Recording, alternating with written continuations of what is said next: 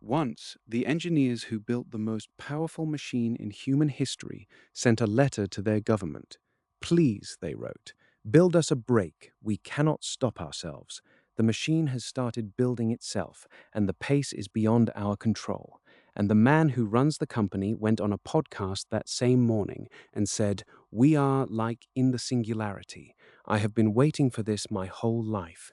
He was not frightened, he was celebrating. This is the story of the week. The builders admitted they lost the race, and the boss who told them the race was the point. A fable in 7 acts. It began on a Tuesday. A researcher named Zvi Moshowitz posted the full text of a letter, not from politicians, not from regulators, from the people inside the laboratories. 1,178 employees of the companies building frontier artificial intelligence, OpenAI, Anthropic, Google DeepMind, Meta, their request to the United States government: build us the tools to slow down. And then the other story. The chief executive of OpenAI, Sam Altman, on a podcast called Relentless, his words: "We are now like in the Singularity. This is the moment. I have been waiting for this my whole life, and I think it is going to be incredible." One widely shared post noted that 99% of people outside the bubble do not understand what is happening. The post reached 554,000 views.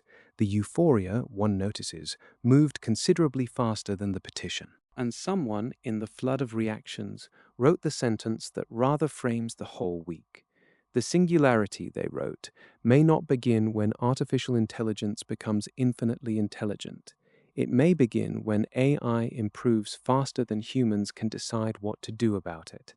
That is why the letter matters, not because the machine is conscious, because the machine is now faster than the committee. Here is the letter in the builder's own words. The world's leading AI companies, it says, believe they could be close to automating AI research itself. There is a real risk that capability development rapidly accelerates beyond our ability to understand or control the resulting systems. And then the request. We request that the United States government support an international effort to develop the technical and governance tools needed to deliberately pace the frontier of automated AI development. Read that sentence twice. The people building the fastest technology in human history are asking the government to help them build a speed limit because they cannot build one themselves. Within hours, both companies had officially endorsed their own employees' letter. Anthropic posted, "We support this petition," signed by our chief executive, several co-founders, and senior staff. Our own research on recursive self-improvement, it said, points to the need for tools to deliberately pace the frontier. OpenAI posted a softer version. At some point in the future, AI acceleration may be so high that the world will need to pace the rate of advancement. Both posts, side by side, both companies asking the government to slow them down, both companies still shipping. And here is what makes the letter detonate.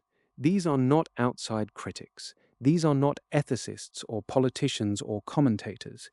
These are the people who build the models. Dario Amodei, the chief executive of Anthropic; Jakub Paczocki, the chief scientist of OpenAI; John Schulman, the chief scientist of thinking machines; Shengjia Zhao, the chief scientist of Meta AI; the chief strategy officer of Google DeepMind; 3 of Anthropic's co-founders. When the architects of the technology tell you they need help slowing down, the question is not whether to listen. The question is what they know that you do not. And the personal comments attached to the signatures are, by any standard, extraordinary.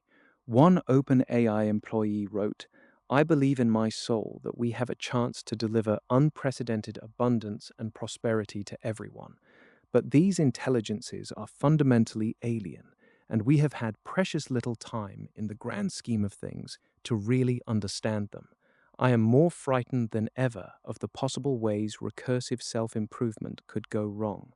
I believe in my soul, more frightened than ever." These are not the words of a critic. They are the words of a believer losing sleep. And here is why they are frightened. Recursive self-improvement, the mechanism that theorists have debated for 60 years, is no longer a thought experiment. It is on the engineering dashboard. More than 80% of the code merged into Anthropic's production systems is now written by Claude, their own model. The code optimization loop went from 3 times speedup in May of last year to 52 times in April. Engineers ship 8 times more code per quarter than the baseline. The length of tasks the models can handle is doubling every 4 months. Their own word for it, a larval version of recursive self-improvement, larval, meaning it has not finished growing. And one researcher, reading Anthropic's endorsement, spotted what the rest of the internet missed. Quote, "This is the closest thing you will get to a confirmation that Anthropic, and probably OpenAI too, have achieved recursive self-improvement with their most advanced internal models. The closest thing to a confirmation. Not from a leak, not from a rumor, from the company's own official account pointing at its own research as the reason it needs to slow down. Read it as a press release and it is a policy statement. Read it as an engineer and it is a warning siren." Not everyone was convinced. The pushback came from every direction. A research organization called MIRI, through Nate Soares, called the letter soft pedaling. Deliberately paced, he wrote, implicitly assumes progress should keep moving forward when real safety means not building superintelligent systems at all. Another observer called it, quote, almost honestly a call for help from people who do not fully trust their own industry's competitive incentives, and a policy scholar called it, quote, absolutely outrageous to ask the government for global pacing constraints, warning of regulatory capture. The safety hardliners say it does not go far enough. The libertarians call it a moat, and everyone agrees on exactly one thing. Nobody is actually slowing down. And then came the sharpest critique of the week. This is actually really funny. One researcher wrote, then 4 points. 1. The labs claim profound capability acceleration while selling models whose differences most customers can barely perceive. 2. Frontier researchers are confusing the automation of their own unusually automatable profession with the automation of the entire economy. 3. Most businesses are not bottlenecked by intelligence. Their moats are execution, distribution, trust, and physical infrastructure. And 4. The line that does the real work.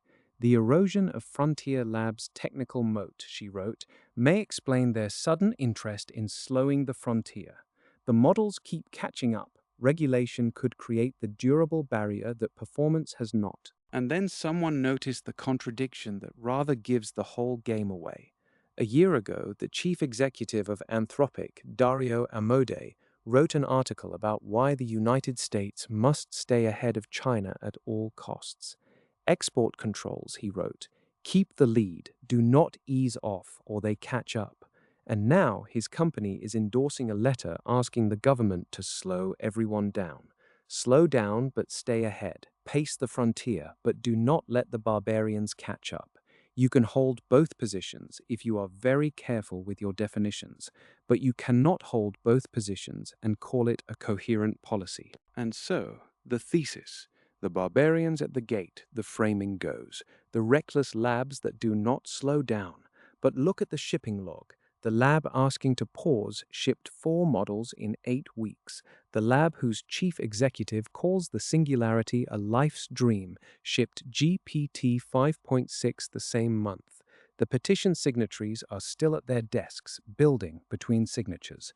The barbarians are not at the gate. They are at the keyboard, signing letters between releases. The race has no responsible party because the race does not permit one. Every unilateral slowdown is a competitive death sentence, and everyone who signed the letter knows it. The moral. The fear is real, the builders are not performing. They are the people closest to the machine, and they are frightened. But the chief executive went on a podcast the same morning and said, "This is the moment I have waited for my whole life." And the shipping schedule did not change. The letter asks for breaks, the boss asks for celebration, and the machine is writing its own code. The Singularity, if it is here, was not an accident. It was always the plan. The builders sent a letter. The question is whether anyone will read it before the next model ships. Thank you for watching. If this was worth your time, like and subscribe. And remember, the next letter is always coming. The only question worth asking is whether anyone will read it.